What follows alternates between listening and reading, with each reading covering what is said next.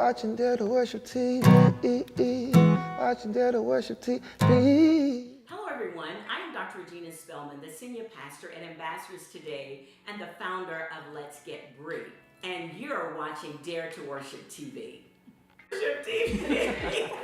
It goes really way back. First of all, when I didn't really understand the God that I'm now serving. And in the process, because of my life situations and the things that I encountered, I wasn't really sure that there really was a God. I spent a lot of times trying to figure out who my father was. And people would always tell me that God is a good father. But growing up, when your biological father rapes you, and then you move into college, and then you're raped by another relative, another father figure, and then you move on and get married and you find yourself being raped again by another man or another father figure. And so for me, this father thing, or this getting to know God for who he was or who he is, was very difficult for me. I have been a pastor's wife, I guess probably 17 years, I would say. And many people know me, they know about our school, Ambassadors Christ Academy. And then for your marriage or relationship has a tendency to move off of the scale of things because you're so busy working and helping other people out with their marriages, and then yours fall apart. And then you start to wonder, where is this God that I'm telling everybody about it, that I'm preaching about? Where is he located? Where is he when I need him the most? And I found myself starting to get jealous of some of even the relationships that I was a part of bringing back together again, but in the process, mine falling apart. Who does that? And so for me, this whole thing of life, or this journey of life, has been very difficult and very trying for me. Just trying to find me. Many times in ministry, we have a tendency to lose our identity, and we pour ourselves into the person as opposed to the person. And we find ourselves, when our needs are not being met, we start to grasp for things that are really not there because our relationship wasn't built on Christ. And our church probably was one of the largest churches here in the city at one point in time. We were in a 47 square foot facility. It was amazing. We had ministry. It was life for me. And so when things began to turn for me, it was as if my life ended. And then I found myself trying to hide myself from the people. So I became this person that I didn't really know. But I had to shield myself from the people that knew me, thinking that I would shield myself. I used to do this poem called A Mask. It was written by an anonymous person that just says, don't be fooled by me. Don't be fooled by the face that I wear. I wear a mask. 1,000 masks, one that I'm afraid to take off, and none of them are even me, because pretending is an art that is second nature to me. But don't be fooled for my sake, because I give the impression that all is cool within me as well as without, that confidence is my name and coolness is my game, that the water is calm and that I need no one, but don't believe me, please, because my surface is my mask. My ever the shielding mask, because I don't want anybody to know. But they were really seeing me for who I really was. And so for me, it was very, very difficult to try to bounce back from that. But the very thing that I thought was killing me was actually bringing me life. Because what I didn't know, me hanging in the church when I really wanted to leave the country, God kept telling me to stay. And I couldn't understand, why would you have me to stay when something that's hurt me so much and so badly? Well, in the midst of all of that, I don't know if any of you guys have ever been in that space, but I lost everything that I owned. My dream home, my dream cars, all of my fancy clothes, my name brand bags, my fancy shoes. I lost everything. And then it didn't have a place to live. Where does that happen?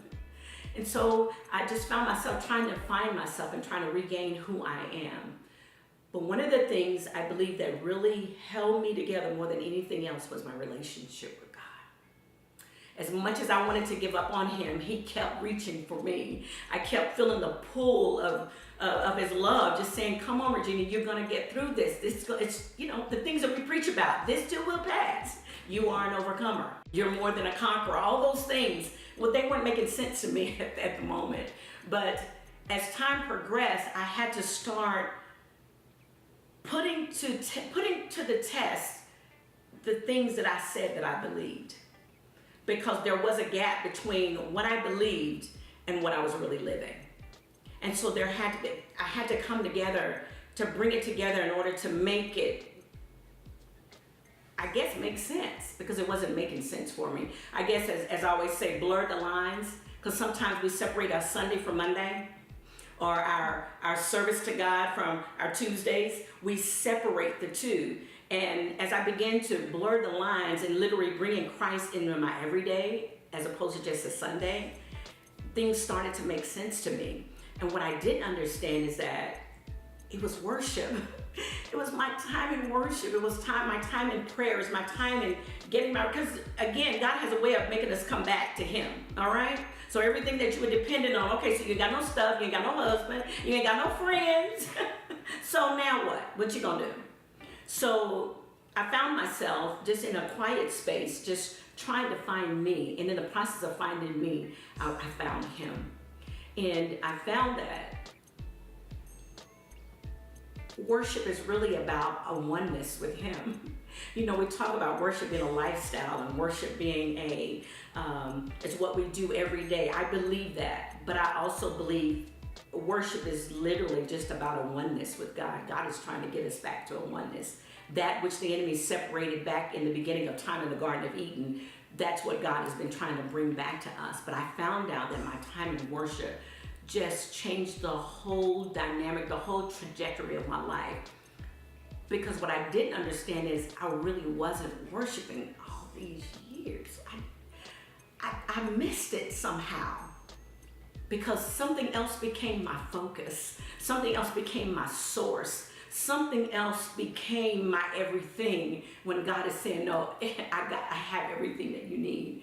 And when I began to pull on that, and I want to say this to somebody that's listening. First of all, it's never too late to recover from what you've gone through.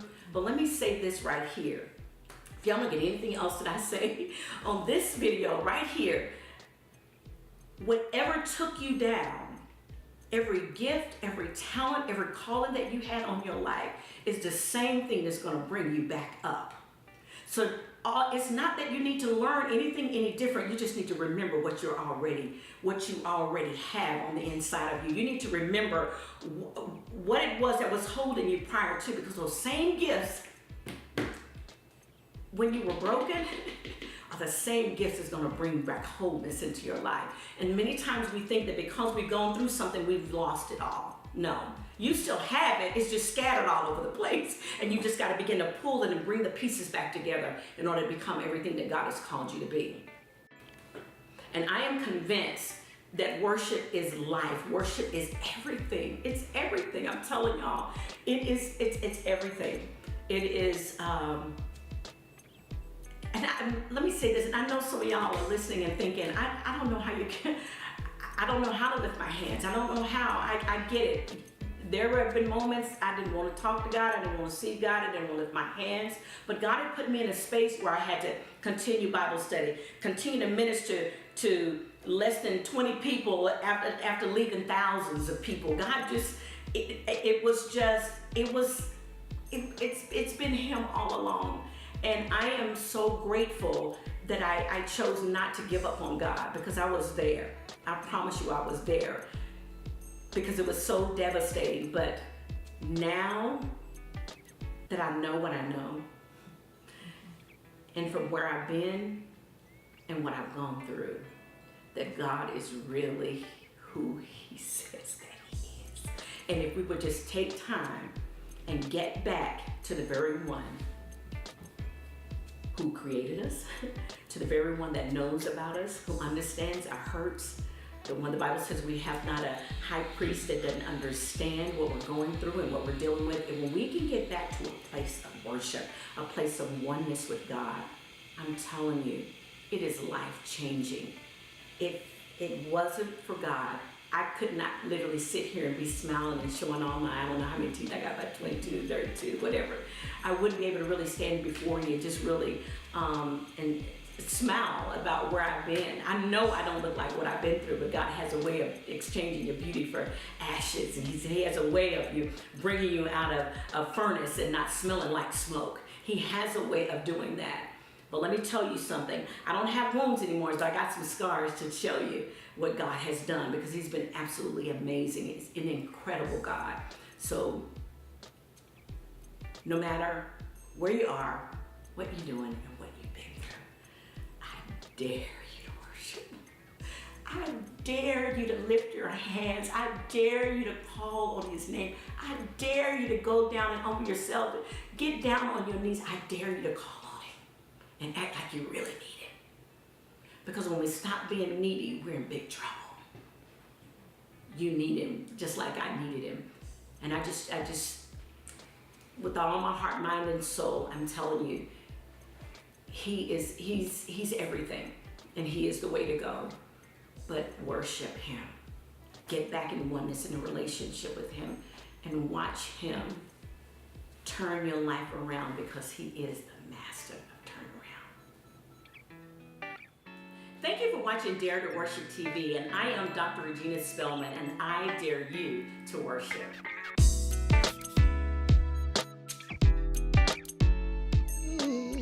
Watching Dare2Worship TV.